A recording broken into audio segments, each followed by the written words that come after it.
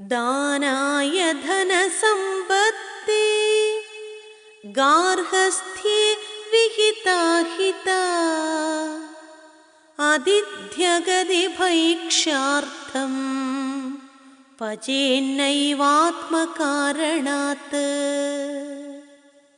ഗാർഹസ്ഥ്യേ ഗൃഹസ്ഥാശ്രമത്തിലെ വിഹിത ഉണ്ടാക്കുന്ന ധനസമ്പത്തിർ ധനസമ്പാദനം ദാനായ ദാനത്തിനായി ഹിത ആശാസ്യമാണ്.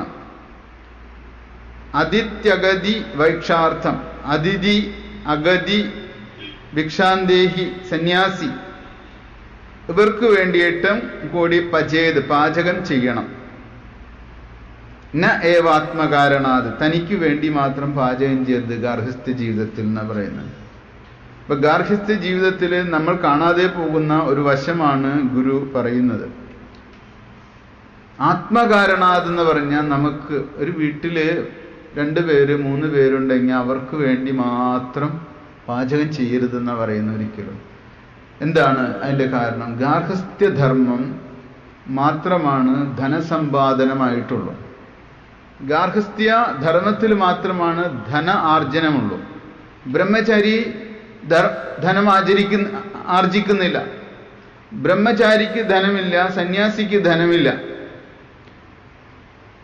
പക്ഷെ അവർക്കും ജീവിക്കേണ്ടേ ഈ ലോകത്ത്. അപ്പൊ ബ്രഹ്മചാരിക്ക് ധനമില്ല, സന്യാസിക്ക് ധനമില്ല, പക്ഷെ അവര് ധർമ്മ പരിപാലകരിൽ പ്രമുഖരാണ്.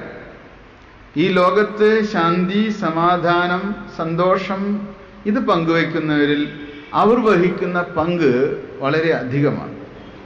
അവർക്ക് സാത്വിക ഗുണവും സാത്വിക വൃത്തിയും ഉള്ളത് കൊണ്ടാണ് അവർ സ്വാധ്യായ നിരതരായിട്ട് സമൂഹത്തിൽ ജീവിക്കുന്നത്, ആത്മാന്വേഷികളായിട്ട്. ഭാരതത്തിൻ്റെ പൂർവിക സംസ്കാരം എടുത്താലും ഗാർഹസ്ഥ്യം എന്നത് രജസ്, ക്രിയാത്മകത, ആക്ടിവിറ്റി വർദ്ധിച്ചതുകൊണ്ടാണ് അവൻ ഗാർഹസ്ഥ്യം തിരഞ്ഞെടുത്തത്. അപ്പോൾ ആ ഗാർഹസ്ഥ്യം എന്തിനു വേണ്ടി ഉപയോഗിക്കണം? കർമ്മയോഗയ്ക്ക് വേണ്ടി ഉപയോഗിക്കണം. യോഗാത്മകമായി നിഷ്കാമമായി കർമ്മം ചെയ്ത് ലഭിക്കുന്ന ധനം അവൻ ദാനം ചെയ്യണം. അതിലൂടെ അവന് മോചനം ഉണ്ടാകുള്ളൂ.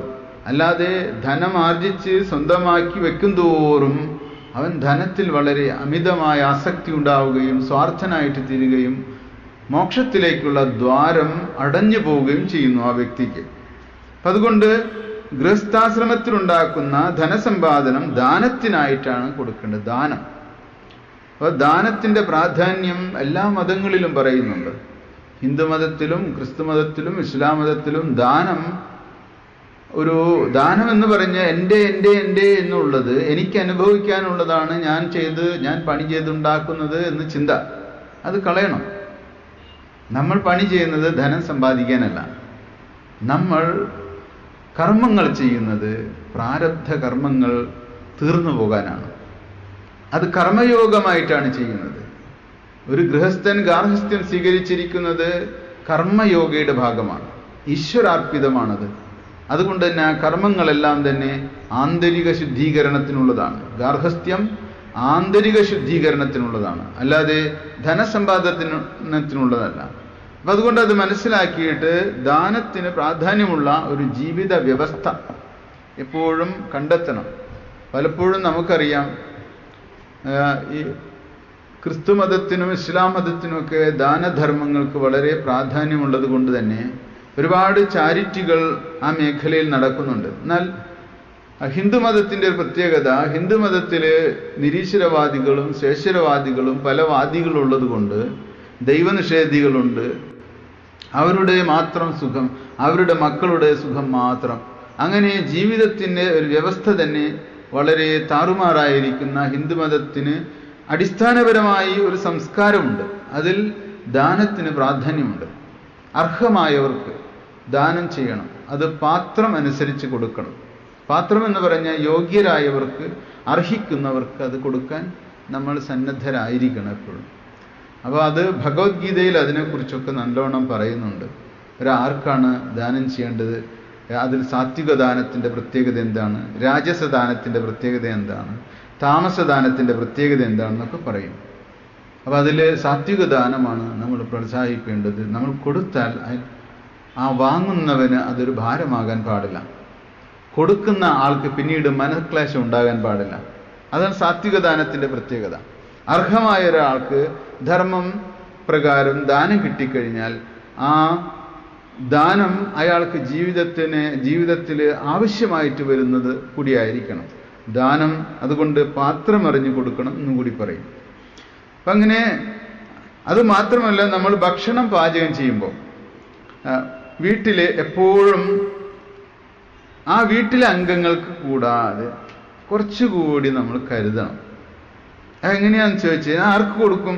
ഒരാൾ അതിഥിയായിട്ട് വരാം, അഗതിയായിട്ട് വരാം. അഗതി എന്ന് പറഞ്ഞാൽ ഒരു ഗതിയുമില്ലാതെ ജീവിതത്തിൽ ഭിക്ഷയായിട്ടും അന്വേഷിച്ചും ഭക്ഷണത്തിന് വിശന്ന് നടക്കുന്നവർക്ക് കൊടുക്കാം. അതുപോലെ ഭൈക്ഷ സന്യാസികൾക്ക് കൊടുക്കാം. അപ്പോൾ ഇതൊക്കെ വീട്ടിൽ കരുതലായിരിക്കണം. ഇത്രയും മനസ്സുണ്ടെങ്കിൽ മാത്രമാണ് നമ്മുടെ മോക്ഷദ്വാരം, മോക്ഷത്തിലേക്കുള്ള വാതിൽ തുറന്നു കിട്ടുള്ളൂ. നമുക്ക് കൊടുക്കാൻ കഴിയുകയാണെങ്കിൽ നമ്മൾ ഉത്തമമായ ഒരു ജീവിതത്തിൻ്റെ മാതൃകയാണ്.